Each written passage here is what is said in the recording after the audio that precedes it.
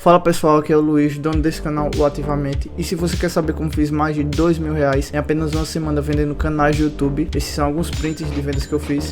É só estar clicando no primeiro link da descrição que eu mostro o passo a passo que eu fiz para estar tendo esses resultados, beleza? Agora, Rafa, o setor de varejo, né? A gente veio em um ano bem difícil, 2021 para 2022. Falando de uma ação, Magazine Luiza, que foi a queridinha ali em 2020, subiu muito durante o lockdown, pandemia, enfim. Ela se valorizou muito, porque enquanto todo mundo estava fechando as portas, o comércio online estava conseguindo trabalhar, então elas se valorizaram muito. Em 2021 para 2022, mudou o cenário, essas empresas caíram muito. Magazine Luiza chegou a cair 90%, 95%. Só que, com a inflação controlada e a possível redução da taxa de juros, a taxa Selic, se esperava que o varejo ia responder muito bem. Só que agora nós temos um governo de esquerda e a gente já está falando em talvez aumentar a taxa Selic, não reduzir. E a Magazine Luiza vem caindo, estava começando a respirar, voltou tudo para o zero. O que você acha do case Magazine Luiza? É uma oportunidade? É muito risco? O que você acha? Vamos lá, acho que essa é a caixinha ali do que o investidor pode pensar. Você tem aquela caixinha das empresas atrativas, conservadoras, você tem aquela caixinha das empresas que são atrativas, mas tem risco alto, tem volatilidade. Então, nesse caso, Magalu, vamos falar dela aqui. Essa é a caixinha dela. E ela teve, de fato, esse movimento, essa porrada, né? E foram alguns fatores. Um foi a melhora com a pandemia, o crescimento.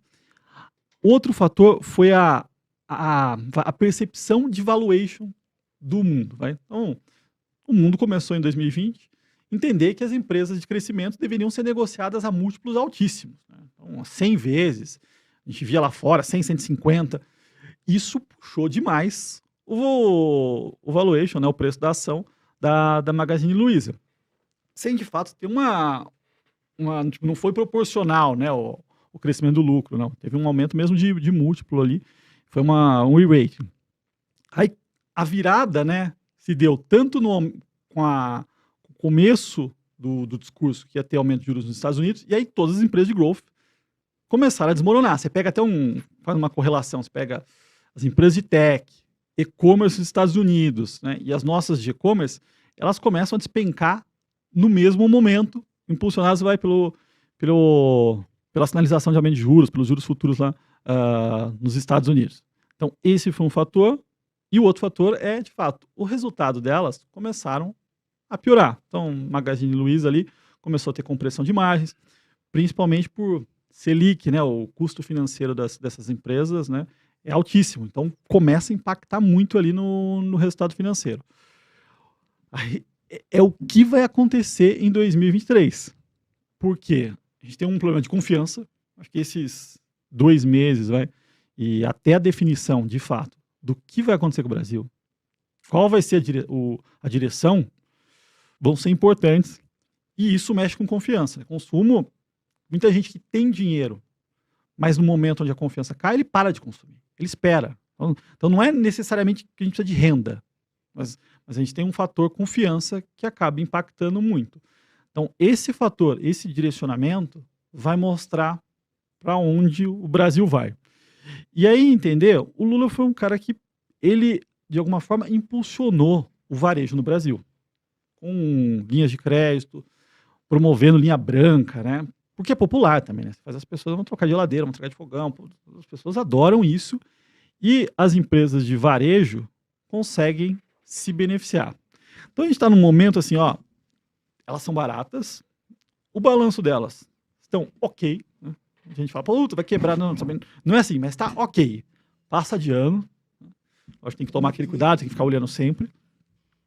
A nossa Selic, né, parou de subir. E todo o cenário que se tinha vamos começar em breve a falar de queda de Selic. Mas com choque de confiança, com fiscal explodindo, você pode começar a ter que falar de alta de juros. Os prés explodiram, né? Subiram 2 pontos percentuais aí na última semana, né? Quando você pegava na máxima. Então, isso é muito. Isso mostra que o risco se elevou muito. E nesse momento, é um momento de grande incerteza, né? Porque a gente não sabe de fato o que vai acontecer. Talvez se vier um liberal, colocar um ministro da economia liberal e ancorar isso tudo, A gente pode ver essas empresas andando, mas é o político que vai guiar, que vai direcionar o que a gente deve ter de cenário, tá? Então, aquela assim, dá para estar posicionado, mas perto da porta de saída, caso aconteça alguma mudança drástica no nosso cenário macro, cenário político aí. E essa questão que assim, a gente teve aumento da taxa Selic, a previsão é que aumente, até porque a nossa previsão é que a inflação também aumente. E é isso que as pessoas também têm que entender um pouco, né? Essa questão do aumento da taxa de juros e vai aumentar a inflação. E quem, infelizmente, mais sofre é a classe mais humilde. Agora, com o aumento da taxa Selic, você acha, Rafa, que tá na hora de investir na renda fixa? Ó, vamos lá. Acho que tem que ter assim, renda fixa, pensando em pós-fixado, né? Então, assim, os títulos que são que captam Selic diariamente, maravilha. Acho que isso dá para estar posicionado. Pensar em títulos pré-fixados, que são aqueles que pegam a média daqui para os próximos anos, né? Então, você pega um pré-fixado 2030. Ele está pagando uma taxa de juros ali que chegou, semana passada, bateu 15%. Então, o mercado está dizendo que, na média, a taxa vai ser isso nos próximos anos. Parece atrativo, mas se a gente desandar com o nosso fiscal, esse negócio pode explodir. E o valor presente seu derrete. Então, ele pode ter uma volatilidade muito maior do que em ações. O pessoal deve se lembrar do Joesley Day, né? O famoso Joesley Day. Nesse dia, pegar um Tesouro IPCA 2050 e 55, um longo, ele caiu 30%. Eu lembro que grande parte do meu patrimônio estava nele, estava posicionado, mesmo que tinha regras, não podia estar posicionado em ações, só via fundos, derreteu 30%, enquanto o mercado não caiu 10%.